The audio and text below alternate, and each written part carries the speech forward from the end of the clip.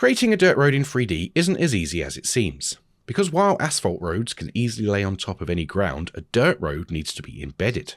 One solution is just to paint a mask to blend between two tiled materials, but this doesn't work for any directional texture like footprints or roads, because when the path bends, the UV coordinates don't, making this a rather complex challenge that didn't really have a solution until now.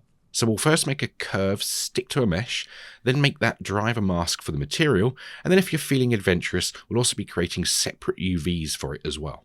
Meaning you can create a flexible system for any dirt road, walking trail, or beaten path that you need for your scene. So if you're ready for some math, let's begin. Okay, so I have a simple scene here, just a imported terrain. Now, the reason we want to use this rather than, say, a flat plane is we need to make sure our setup will stick to the terrain. The path will follow the height of the terrain, which obviously we can't do on a flat plane. Now, before we can jump into geometry nodes, we need to create a curve. Now, this curve will outline where our path is going to go. So let's go Shift-A, curve, and then Bezier curve. It's going to jump to top view, tab into edit mode, and then scale up this curve. Now, we don't want it to exceed the edges. I'll explain why and demonstrate why later, but for now, just make sure it stays within the edges. And I'm also going to hit subdivide just to give us that one extra control point, like so.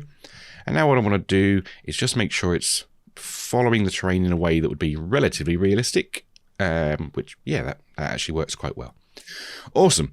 We also want to make sure that the curve is completely above the terrain at all points, which it is.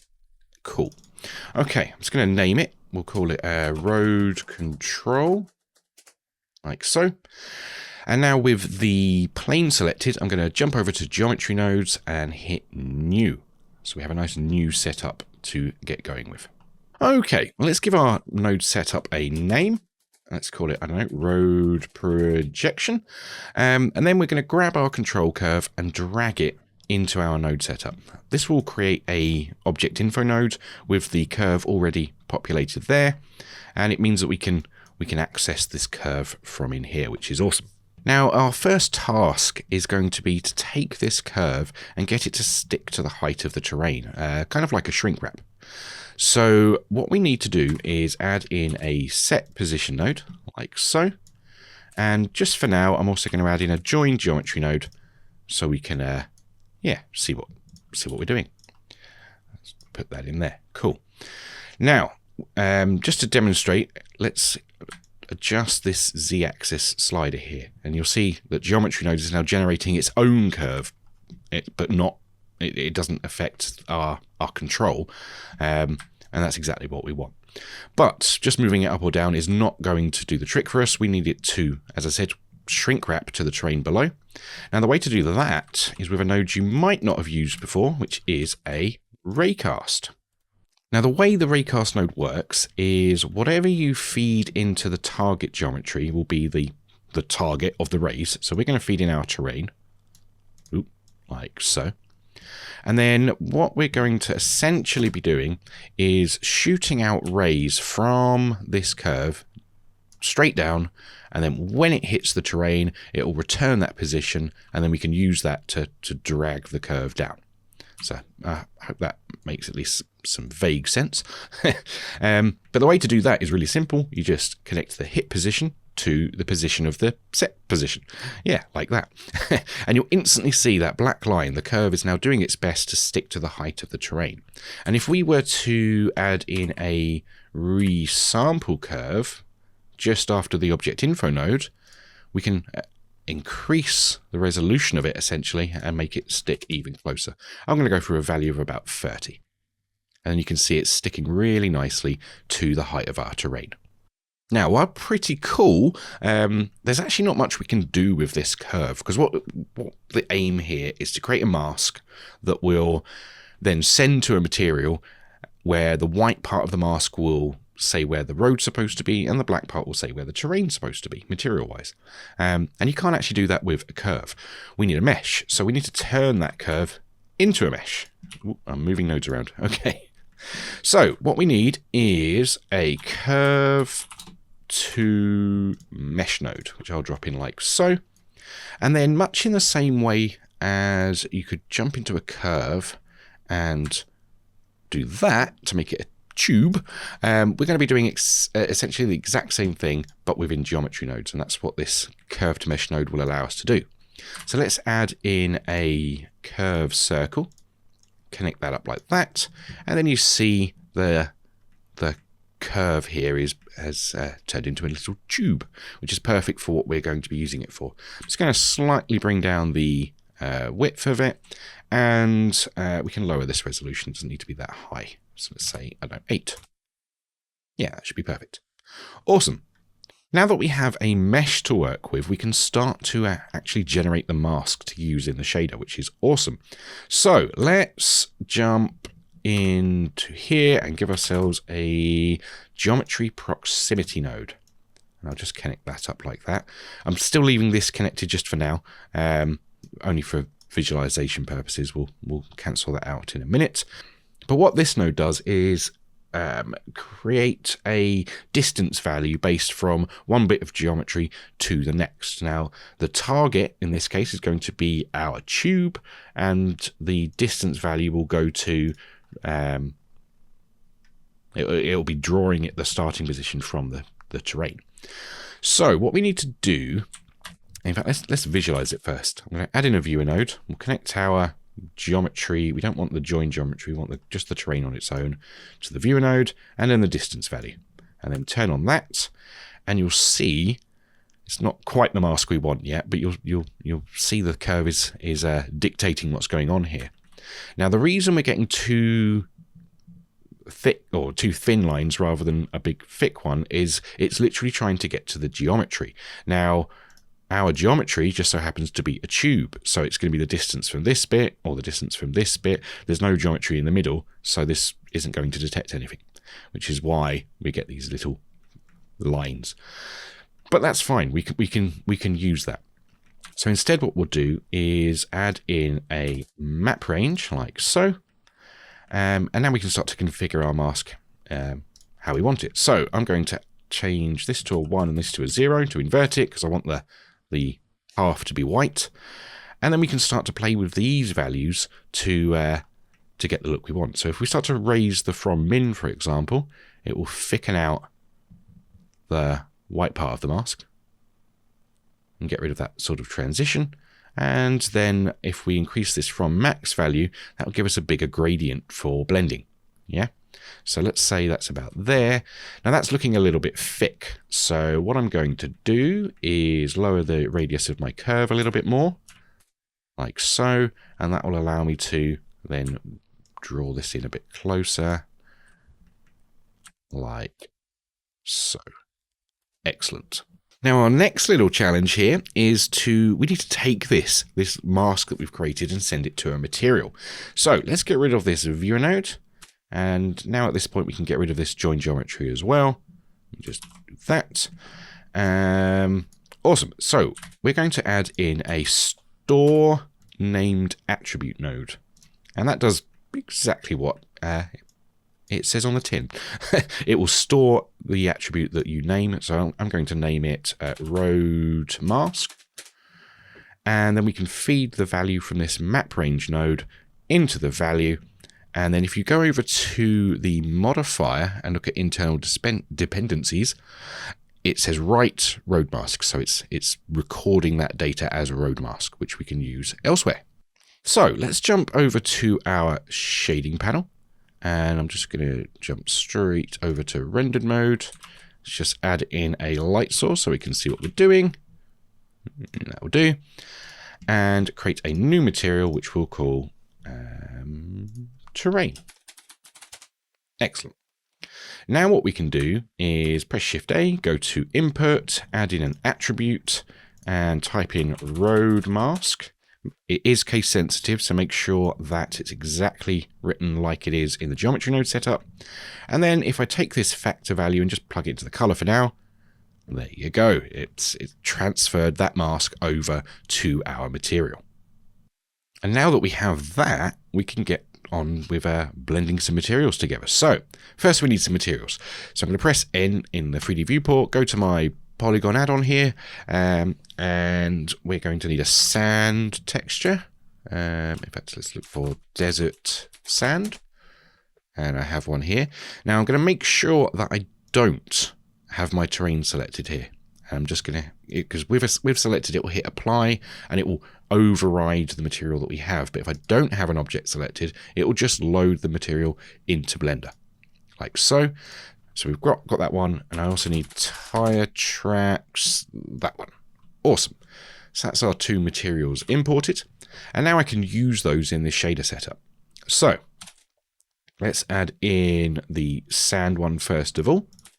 Just quickly connect that up, like so. Now it does need a UV map. It's not going to get far without that.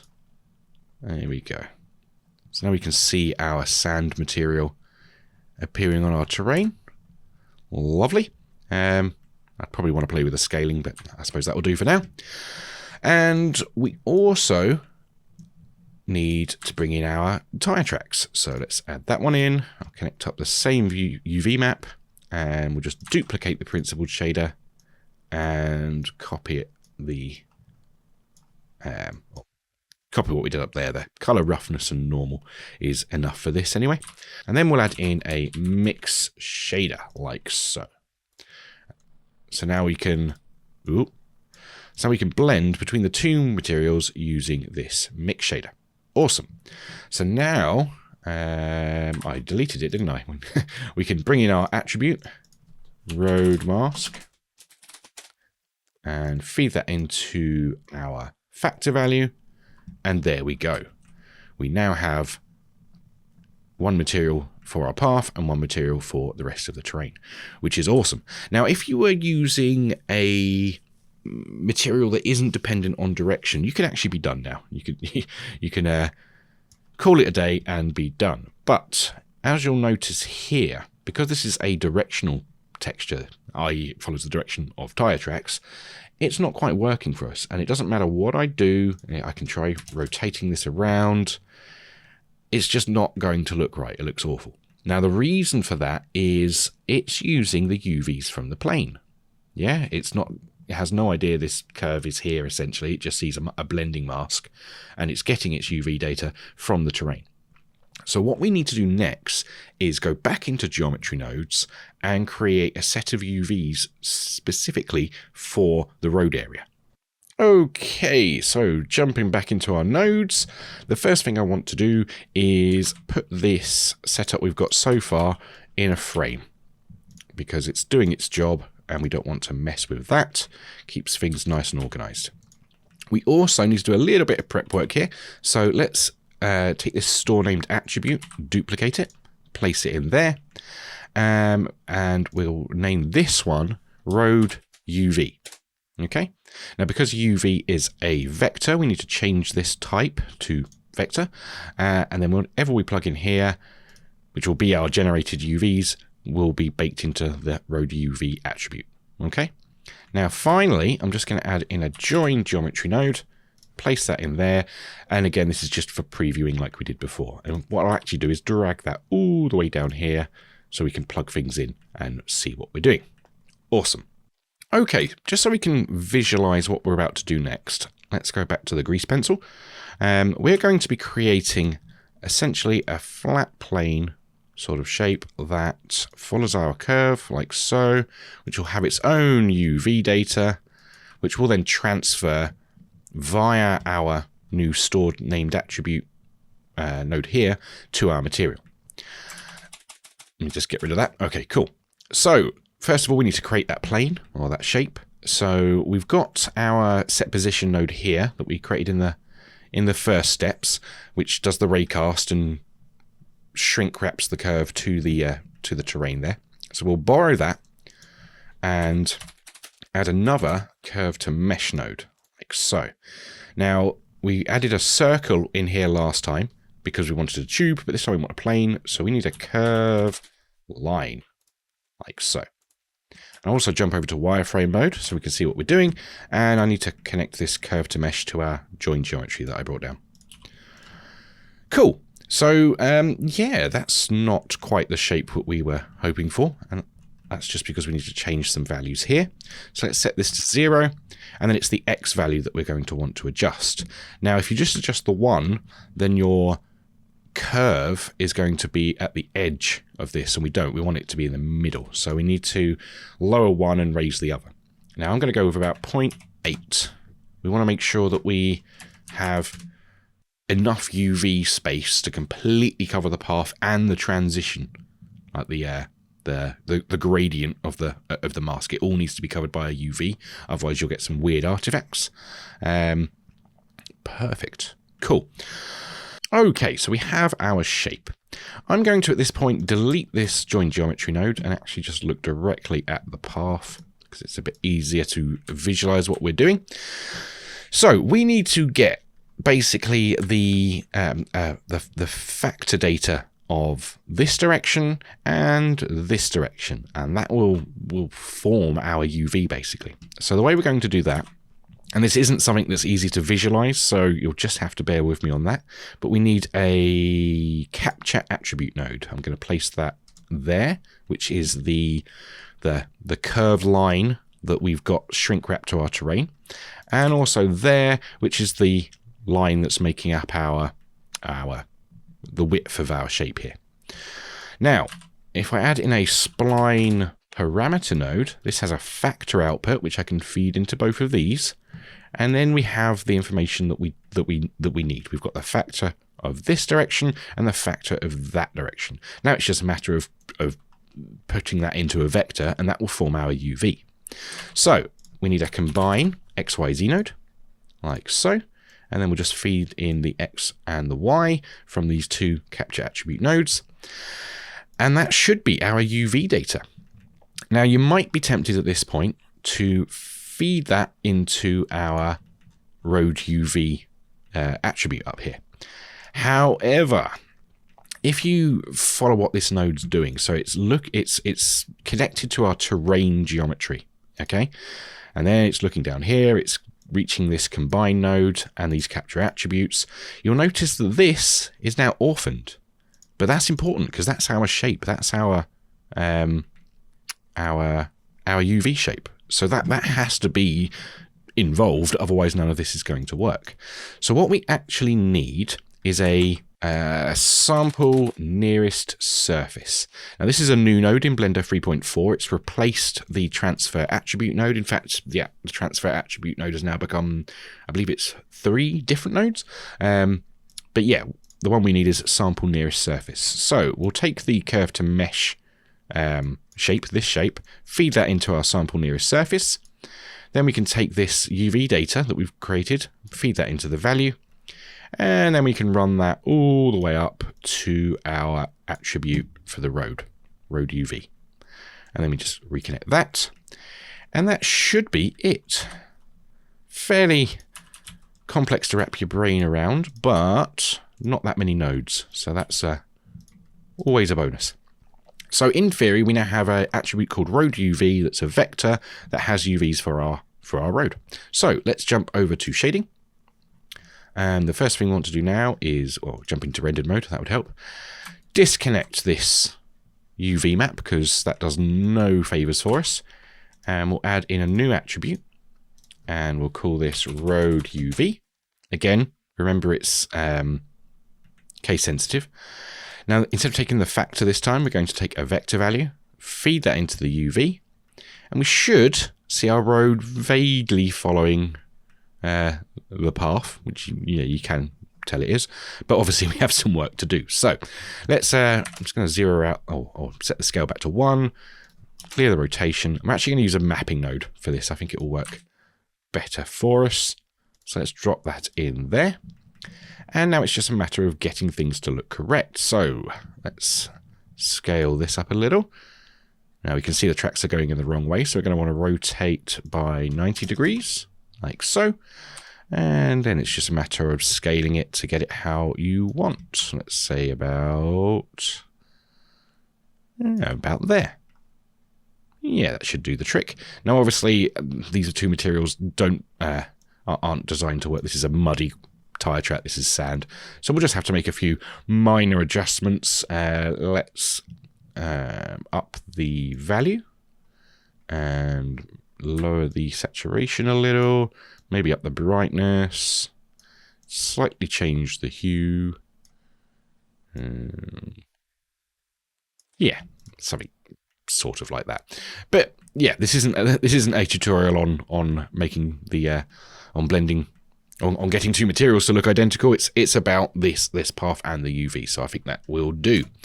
But what we have now is a setup where I can go into this curve, press tab, grab a control point, and just move it about as needed, and the texture will automatically follow along. Ooh. Regardless of what we're doing. Awesome. Okay, one last thing I do want to quickly talk about though. Let's just jump back to geometry nodes and turn that to rendered mode. There we go.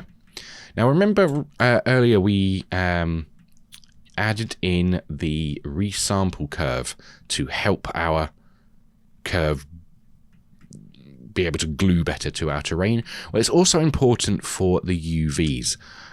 So if you were to set this too low, let's say 5, not only would the curve look awful, but you'll also start to notice some pinching points around here and whatnot. Yeah, basically bear that in mind. If you're getting a jagged looking sort of result, or the UVs don't look particularly smooth, then it will be this value here that you want to adjust. Well, I hope you enjoyed this video. I certainly enjoyed making it. If you did, hit subscribe, hit like, and if you have any ideas for future videos that you'd like to see us do on this channel, feel free to put them down in the comments below. I'll be eagerly awaiting them. But for now, goodbye from me.